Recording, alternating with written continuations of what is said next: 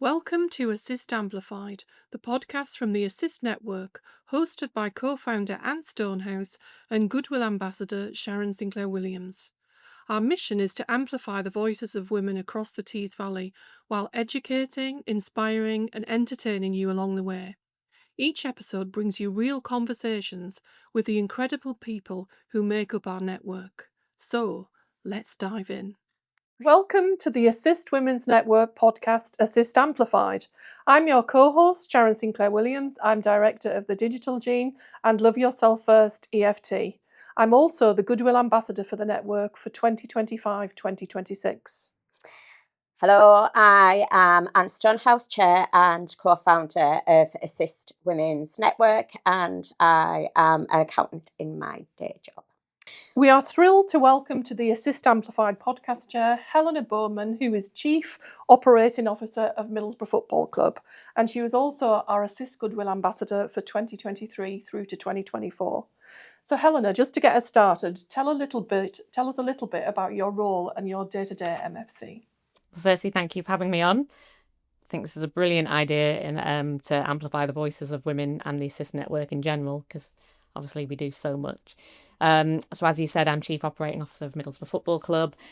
What does that mean? So I oversee the operations on a day-to-day running of the football club, I guess. But day-to-day, it's so difficult to say what the day-to-day is because it's so varied. So today I've come from, for example, I had a one-on-one meeting with one of the team this morning, went straight into an equality meeting. So we have an equality and EDI group at MFC, looking at all things on inclusion, which I chair. So we were doing that. I've then come here. I'm then heading to the training ground to look at and work with some medical people. And then I've got another meeting later on. And then I suppose in terms of that, so I manage a team of staff who deliver the day-to-day running of the football club, but I also look at strategies of the club. I do a lot on, well, I say I do a lot, my team do a lot on the match day. So that running of that match day, the team do a brilliant job on that, and I'm there to sort of oversee that and advise on that kind of thing. So day to day, it's so different. It's managing staff, it's looking at strategies, it's trying to sort out issues, looking at positive things as well. It's such a diverse job, and I'm really passionate about it as well. I really love the football club. I'm very loyal to it. I also really love the effect that badge can have on people and how it can change lives. I'm really passionate about that as well. And it's great to have a woman having a seat at the table. I was just going to say, it sounds as well like no day is the same for you. Exactly that. And honestly, it really is. It's like it changes every day. And you also never know what can come up, because some things come up. Like, I can think so. Probably shouldn't give examples, but something came up last year and it was just completely out of the blue. And just that day, you just suddenly have to deal with that. And it's, some of it is very sort of outward facing as well, because football is such a big industry that a lot of people look at. So when it's something which could make the news and stuff like that, it's very important that you deal with it in the right way. But you've also got to consider that in your day job as well, because obviously it's affecting a lot of people and a lot of fans, but also the staff as well. The staff in it. I love that bit of just working with staff and people. I love that bit of my job. Yeah. So it is diverse, which sounds fascinating. Yeah, it is. Yeah. It is. Yeah. And 3.5 years you've been in that role. 3.5. So actually, I graduated from university and started at MFC Foundation. Sort of worked my way up. So I started as a youth engagement worker. I'm not going to say when, because it'll sort of probably say how old I was. I am. But so I taught in schools. So I taught business and enterprise studies in schools to children, sort of like year 7, year 8. And it's all about Middlesbrough Football Club, but the business behind it. So it was business studies, sort of that kind of thing. But I'll talk about like the structure of the club and our customers and how we raise money and basics of business, but linking it all to the football club because it's such a unique thing and a lot of young people are interested in that. So I did that for a few years and then I worked my way up through the foundation. So I had 8 different jobs there. I ran the charity for 6 years. I learned so much. Like, the charitable sector is so interesting, and even from an accounting perspective, and you learn a lot.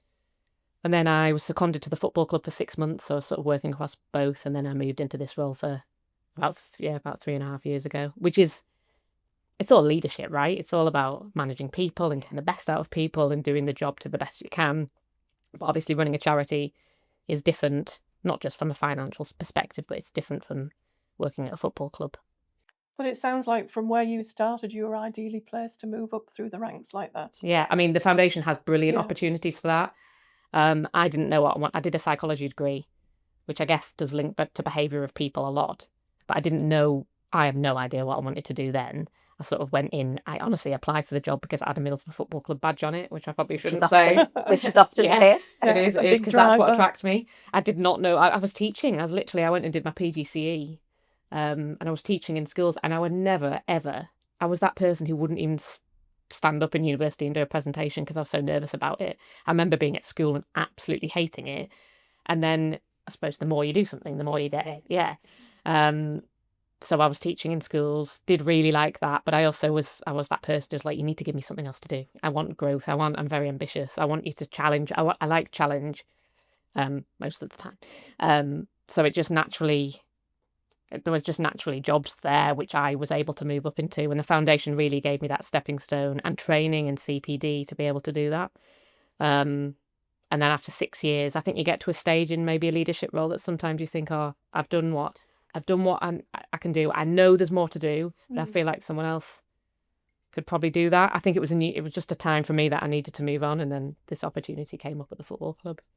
So I'm now doing that. Fabulous. Yeah. My life story for you. What an opportunity to grab, though, eh? I know, really good, yeah. I love it. Yeah. So you are our 23-24 Goodwill Ambassador. Just tell us how you felt when I give you that phone call all them years ago. I remember that phone call, Anne. I was sitting in a car and you rang me. Honestly, I had absolutely no idea that I was going to get that. Like, it didn't even occur to me that I would get the position. Someone I know really well nominated me, which was lovely in itself, just for someone to nominate. Yeah, because it's a peer recognising that you could do that role. Absolutely.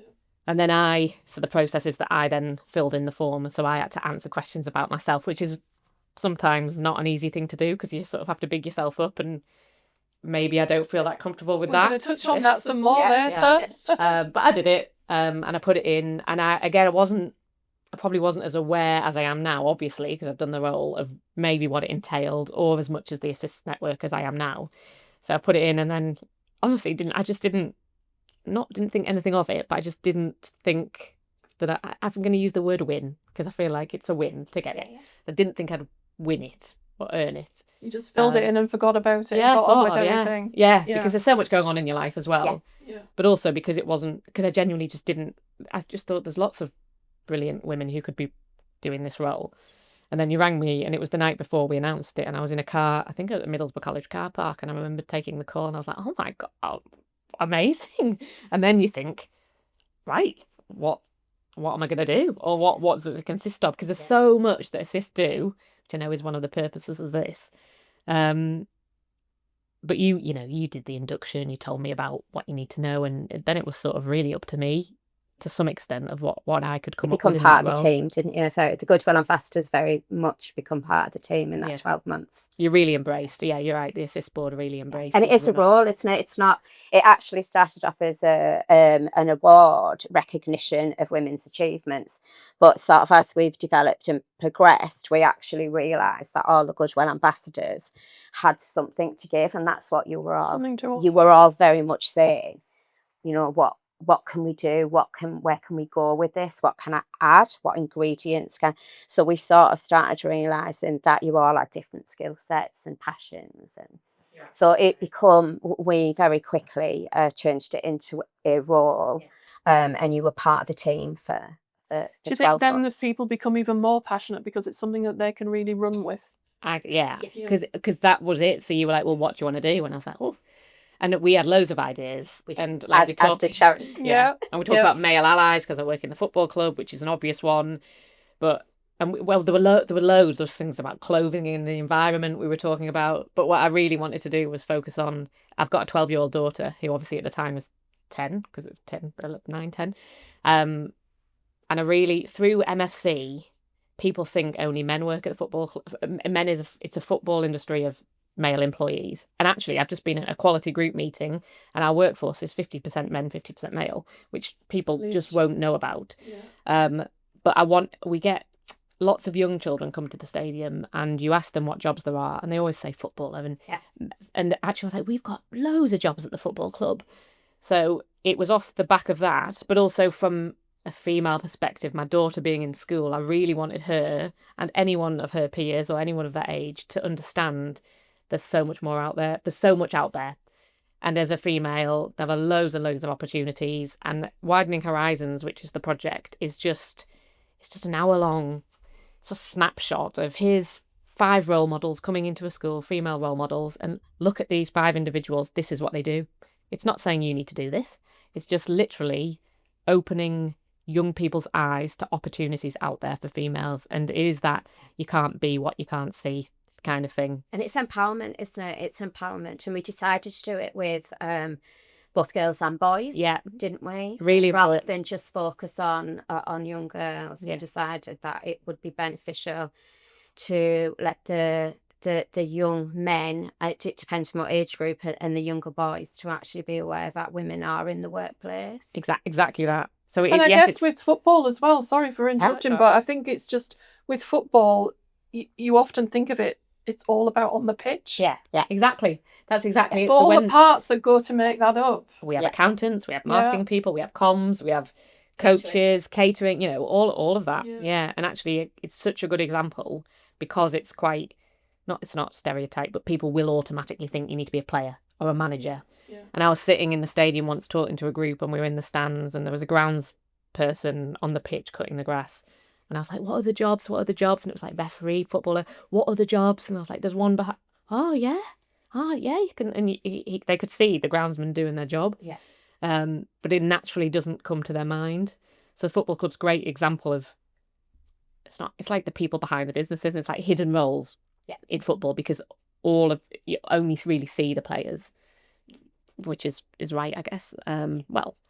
Couldn't have been really a more perfect spot, project, could it? As an example absolutely. for showing that, like you said earlier, the meeting earlier today, a 50-50 workforce. Yeah. I mean, that's but people don't know that. amazing percentage to have. It is. Isn't it? Yeah. I often use as an advisor in schools, James Cook, the hospital. Yeah. A hospital is very much the same layout, employer of lots of different roles. Yeah, because you'd probably think doctors and nurses, wouldn't you? Well, young people especially but exactly the same. They'll have marketing, they'll have finance. And it behind the scenes just doesn't get mentioned.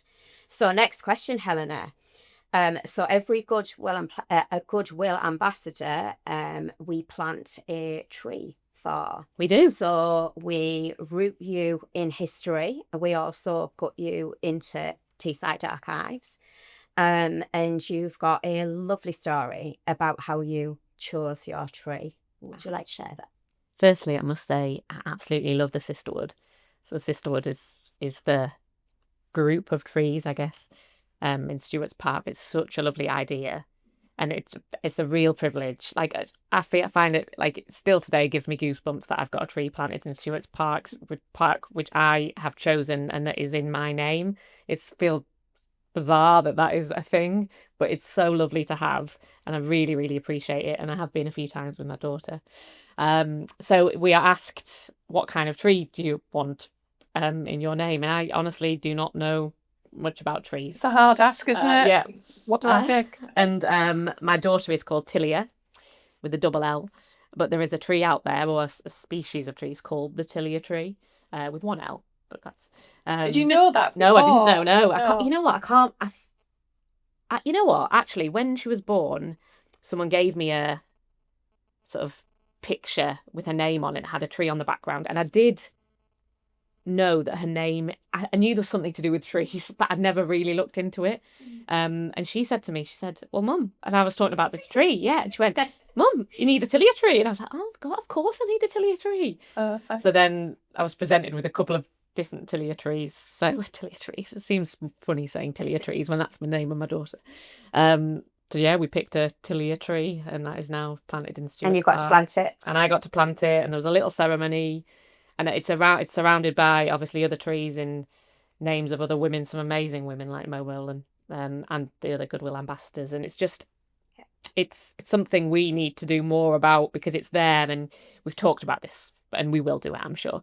But it's such an amazing thing for women. And then to get into Tees Archives as well, it's just, oh, I know. It's just, it's fabulous thing to be yeah, it's absolutely brilliant. Yeah, and Tees Archives is such a brilliant thing and run by some brilliant people. And to think that I will be in there. In history. And in history. But how wonderful bizarre. as well, the thread of your story. You're talking about, what we're trying to do to promote things for the younger generation, and that story then threads through into your daughter. Amazing. Yeah. And I've never thought of it like that, and that is, exactly. And it was all about young people from the Widening Horizons perspective. That's what I really wanted to do. Yeah. But yeah, having the name of her name being the same name of the tree means a lot to me, and because she suggested it. She was the one. Absolutely. I didn't even think of it myself. It was just an easy thought for her. It wasn't was, yeah. Just sort of that conversation. They have so many good ideas, don't they? Brilliant. And she's really proud of it as well, because she said to me she'd taken her grandma, so her dad's mum. She said, I'd gone to Stewart's Park and said, yeah, I know. So that was where I wasn't there. Yeah, so she knows about it. She might have. That's really so it's in there touching, somewhere. isn't it? That's good. Yeah. This episode is sponsored by Michaela Rainey of Opportunity Global. If you've ever been promoted to managing people with zero support and just a fancy new title and a good look, then that's exactly the problem Michaela and her team are solving. They've trained over 10,000 leaders across 4 continents, developing human skills with the same rigour as technical ones. No fluffy soft skills, just real tools that will help. Explore their programmes, free monthly masterclasses, and their online community at theopportunity.global. And nearly every Goodwill ambassador, Helena, has what we call a legacy project. This podcast is obviously mine. You've talked a little bit about Widening Horizons there. Can you just tell us a little bit more about it and how you want more people to get involved with it? Yeah, so Widening Horizons started off, as I said, with this sort of assemblies throughout the year, and we sort of, I think I said at one point I want to engage 1,000 people. You did. And year we one. did. We did do it year one. Wow, By the did skin you? of our teeth. Yeah. 1,000 people in year one. Yeah. Yeah. But in some cases, you got an assembly which has 250 children in it. Obviously, Right. some are very small. Some are only, Yeah. you've got 8 young people, which is very sort of intimate and like more one-on-one, like not one-on-one, but a lot closer, whereas some you're just talking to a larger group. I said that and it shouldn't really play it down. It sounds like I'm playing it down. It's not. It's a great achievement. It is a great achievement. Absolutely is. And then, so we did that. And I was very keen, once I've stepped away from the Goodwill Ambassador role, to continue that, basically. So the legacy is Widening Horizons, and it's engaging even more people in the second year. So we did that. We did engage more people in the second year. I can't remember the numbers, but I've now passed it to someone called Leslie, who works at Prior Persclough. It takes time, and it does. And at the minutes where I am in work, I cannot dedicate the time to organise that. Whereas Leslie, who is brilliant, Passionate, isn't she? She's from an education background. She works in a college. She's got so many schools linked into her. So she is now leading on that project, and she has many ideas for it. I'm still on the steering group along with Anne. Yeah. So we meet 3 times a year, and Leslie sort of presents her ideas, and she goes off, and she's empowered to do that now, and she's got an assistant working with her in terms of the social media. So actually, it's probably better. It's better now than it has been, because it's got someone really dedicated and focused to driving it. It's bigger than your original idea. Exactly, yeah. Other people can run with it. Yeah, exactly. And it's sort of grown a few arms and legs. So it's not just secondary schools, there's some primary schools in there. Yeah. We're doing some work with Power of Women. MSC Foundation. And MSC Foundation, yeah. So it might not be that it is just assemblies, which is fine. Things grow and things change. And to be honest, my purpose for doing it is still there, like as in everything that they're doing through the current project is still about widening horizons of young girls and men as well, and boys. But it's brilliant that she's taken it on, and it's taken a bit of a different guise. And with Leslie being in education, she actually thinks in that way, doesn't she? What do the students want? She's very much about alumni after students have left college. And actually, her assistant, her social media team member, is actually one of her ex-students. Oh. So there's again, a sister is actually taking opportunity to sort of give the young people work experience. And I guess that's what you want, isn't it? You want a legacy project to become much bigger than you. Yeah, sustainable. It's now sort of a bit more sustainable now that I've stepped back from it, which is great. Yeah. Brilliant. And you're right on Leslie, because she has a different way of thinking. She knows education, she knows students, she knows what schools. So, sometimes to get into schools, sometimes, even though we know the project's great, what is the hook? What can it link into the curriculum? And she has that understanding of all of that. which allows it to grow even more, which is it's brilliant. It's brilliant to see that it's still out there. It like sounds 2 like she's years doing an later. amazing job. Yeah, she is. Yeah. And it's really got a good. good future, hasn't it? Yeah. You know, it's got plenty of years ahead of it. And also, I think people get it. Like when you talk to all, so it's basically we ask for role models, so females in industry or business across Tees Valley, and we say, will you sign up as a role model? You can either give an hour of your time each year, or you can do 10 hours of your time. We just email them and say, we've got this opportunity. Would you like to come to this school? But even for the role models, they get it. They're like, what a brilliant way to show what we do or what opportunities there are out there. And the flexible nature of it for them is really good. So I'm talking about having a lack of time at this moment in time. So I can sort of say, no, I can't do that one. I can't do that one. But in 6 months' time, I might say, oh, actually, it's a bit more flexible now, so I can do those 3. So it gives this flexible for the role models as well going in. Well, that's a really good point as well, because often, you know, people want to get involved with things, but they're a bit frightened about how much time they'd have to commit.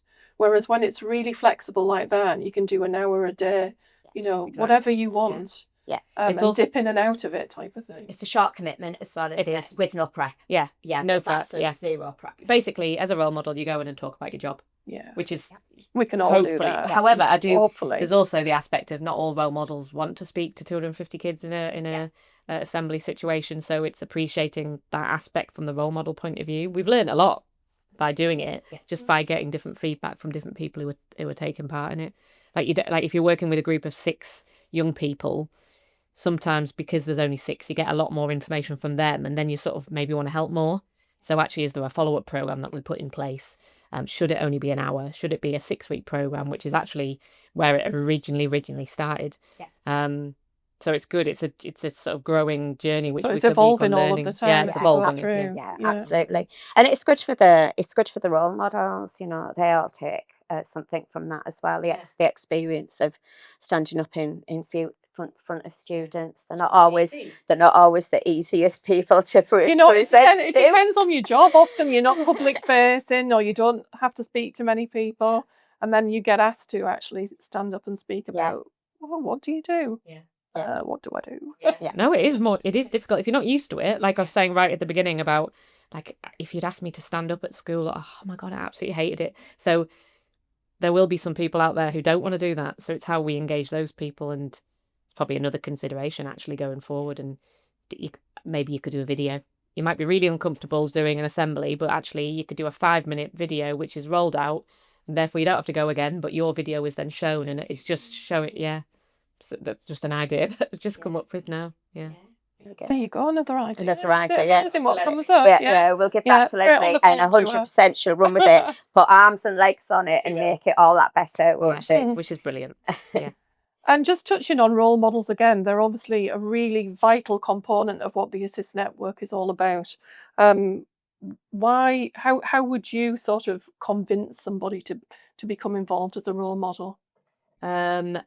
Yeah, so I suppose I didn't really, when I was talking about widening horizons, just to clarify, I guess for everyone listening, is the role model is there from whatever business, whatever job they do, and they come into the assembly, and what we ask them to do is talk for 5-10 minutes, if that. It really depends on the length. One of the assemblies we did was 20 minutes, and we had 5 role models, so they were only speaking for 3 minutes.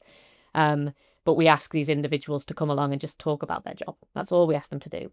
And then obviously if there's any questions at the end, which if you're in an assembly of 250 people, often nobody asks the question. Yeah. But in a more smaller group, they might be more interactive. So that is what we ask of them. But I think we put a call out for role models, and we do that on social media or just by the networking groups or in any scenario that we can. And they can sign up directly. Or they can come and have a chat with us, I guess. If a role model's out there and wants to get involved, just please ask us. If they're nervous about it, we can tell them more details. We'll always prepare them in advance so they know where they're going, they know what the year group is, they know how many people are in there. But it is as simple as it sort of sounds. It's just come along, talk about your job, and we'll send you the opportunities. You can either say yes and you can say no. Completely fits around your diary. It's a good experience as well, isn't it? Yeah. It's not only are you giving back to the next generation an easy win. Obviously it sits into the school's curriculum for careers, but actually as an individual it's good self-development I was just going to say, what do you think the role model actually gets out of it themselves? I think, firstly, it's a great opportunity to sort of sometimes reflect on your own role. And it's just something really to be proud of. Like you could put it on your CV. You could say you're a role model for the female, for the Widening Horizons program. I guess it's a confident, like some people will be able to do it in their sleep. And, you know, from my point of view, what do you get out of it? Well, you're giving back and you're helping develop young people. So that's fine. But some people their achievement might be, God, I've just stood up in front of 200 people and spoken for 10 minutes, which I've never done before in my life. So it's that sense of personal achievement as well, potentially, as well as the fact that you're sort of affecting young people's lives for a positive way. Yeah. It's a win-win, really, isn't it? I hope so. Yeah. Absolutely. Yeah. So, we all know Assist started life as a networking organisation. What is your networking top tip? Now, you might not, because I talk a lot, you might not think this, but I don't really enjoy networking. And I don't know, you know, I've been thinking about this. I never used to like it. I don't like usually going into a room of people by myself. It's not something I'm comfortable with. Yeah. But then everyone always says, "But you're so good at it," and I'm like, I don't. It's a weird one, isn't it? Like, so weird. But because sometimes I'm like busy, I guess, that sometimes I have to go to this networking thing, and then it shouldn't be something you have to do. But I do think always. I think if someone's asked me this before, and I said always go with some sort of question in your mind. So if you're uncomfortable with it, or you don't know how to open a conversation, because that, you know, you have to go and speak to people and think of a question that you can ask them, something maybe a bit different rather than what's your name, what do you do, I guess. But that is what a lot of people, so that's fine if, you know, not about the weather, It's good weather. But it's just having a few questions in mind, because what you don't want to do is go and speak to someone and sort of say, what's your name, what do you do, and then it just be silent. And what do you want to achieve from it, I guess, as well, is a really key point. I know someone really well who is a brilliant businesswoman, and she won't go to any networking things. I've really been trying to persuade her to go to Assist, because she's brilliant. And when you see her doing her craft, she's brilliant at it, but she's nervous about networking situations. Yeah. And I think I asked her to go to one of the Assist things. I said, you have to stand up for 30 seconds and just sort of say why you're there. And I was like, but you don't have to. You can just say, hi, I'm just here to get to know people. That's it. And the Assist ones are such a good first networking experience, I think. They're so friendly. You can literally just stand up and say, hi, I'm Helena. I'm just here to meet people. That's all you have to say, which actually, if you're not confident in speaking out, is a really good way of doing it. It's good. Yeah, it's a comfortable space. And we often, so I'm host of the Stockton Network, and we often, you know, you get a feel for the room, and we all just have a really good laugh and make everybody feel at ease. And exactly as you said, if they just want to say, I'm here just to get to know people, that's absolutely enough. It's fine, isn't it? Yeah. It's still an agenda, isn't it? That, you know, it's still important. And they're in the right space to do that. They are. Yeah, very friendly space. It's a brilliant way of networking. But I do think, I suppose this question was about a tip. I just think think about it. Just have that question in mind forever if that awkward silence comes along. Conversation starter. Yeah, exactly that. Yeah. So, Helena, we touched on something earlier which we found really interesting. We both had a little chuckle there because we knew it was coming, you see. We often find that women don't like shouting about ourselves. Definitely don't like amplifying our own voices. And at the end of every episode, we've decided that we're going to ask our guests this question. So, Helena, do you feel comfortable talking about yourself and bragging about your achievements? No. How did we know that was going to be the answer? So I'm so comfortable talking about Widening Horizons. I could talk about that all day. I could talk about this. I could talk about my job. But then talking about it's the bragging thing, isn't it? like, you know what, I was thinking about this. I went to a tennis lesson last night, and the coach started talking about his experience, which was brilliant, and I didn't think he's standing there bragging. I thought, oh, that's really good to know, because I know that he's an experienced coach and it'll help me. But I didn't even cross my mind it was but he wasn't bragging. He was just talking about the facts of where he's been and what he's done, which actually I really respected, because I thought, oh, well, it's good that I've got someone who knows what they're doing. So do you think that's a woman's, the bragging is a woman's thing? Yeah, even like earlier we were talking, I said I've got a PGCE, and I nearly said I've got another qualification, and even now I'm like, but I was like, why can't I say that I've got a master's in education, and I did that through the foundation. But I didn't genuinely, when we were sitting here, I was thinking, oh, I can't say that because it sounds like I'm bragging. Which, am I bragging about? I don't know. I feel like it just shows who I am. You And didn't do think you- the It tennis stopped coach me. was. No, I didn't. But Yeah. it really, genuinely, when you were Yeah. asking me, I stopped myself saying from it just like 10 minutes ago because I thought it might come across as bragging. Which is such a, yeah. It's And do you think it really is a female thing? I bet there's some men who are similar to that. I don't. Or do you think it's an age thing? Because the younger generation are really comfortable on phones, aren't they? And Hopefully, as we sharing ask this sharing question that. throughout the series, we're going to find out a little Yeah. bit more about it. Yeah. But we thought it was a really interesting question to ask because so many of the amazing women in our network have achieved such Brilliant fabulous, things. brilliant Yeah, they things, have, and yeah. are continuing, in the job role, and we just don't shout about it No, enough. we don't. But how do you change that? Is it if it's an We innate are thing in going to women's change it. behaviours? Amplifying voices. Yeah, we just have to We're stand gonna in front of the amplify mirror on a voices. morning and say it to ourselves. Yeah. How good we are at We something. should do some of that. Yeah, affirmations and goal setting and things like that. Yeah. Yeah. But I don't find it comfortable at all doing that. I And can sometimes remember I might cringe at I things can- that I've done in the past. I can remember speaking to you about the article that you were on the front page of. Awful. I don't. And you, there you go. Your body's actually just your body language. It's just cringe. I know. I hate it. It's just Yeah. cringe. Whereas I was like, yes, women on the front page. I know, and you know, there's so they much took good the feedback table. about that. So many people messaged me about it. Being So, proud of you and your but achievements. it was 4 years ago, and I still don't like it. But even like things like awards, it's I don't know, it's the achievement of the club, I would say, or it's not you. It's fascinating. We're looking forward to these insights, I think, Anna. I think so. I Yeah. think so. Yeah. I think so. I wonder if there's anyone who is comfortable doing it, and how did they achieve that, and how did they We'll get to find that? And out, we'll find it. Yeah, hopefully, you eh? will. Yeah. Hopefully we all are. I'd like to think eventually. there's going to be somebody who's going to Yeah. say, yes, I am comfortable. Yeah. Yeah. Well, maybe one day. Maybe you ask me again in 5 years, and I'll feel more comfortable with it. Maybe. So thank you so much for joining us today, Helena. We've really enjoyed having you on the Assist Amplified podcast chair. Thank you for having me. Thank you so much. Really enjoyed it. Thank you. Thank you. Thank you. Today's episode was proudly sponsored by Opportunity Global. They can advise you how you can invest in human skills and build better workplaces and opportunities for everyone. Visit Opportunity Global for all of their latest information. Thank you so much for listening to Assist Amplified, the legacy project of our Goodwill Ambassador, Sharon Sinclair-Williams.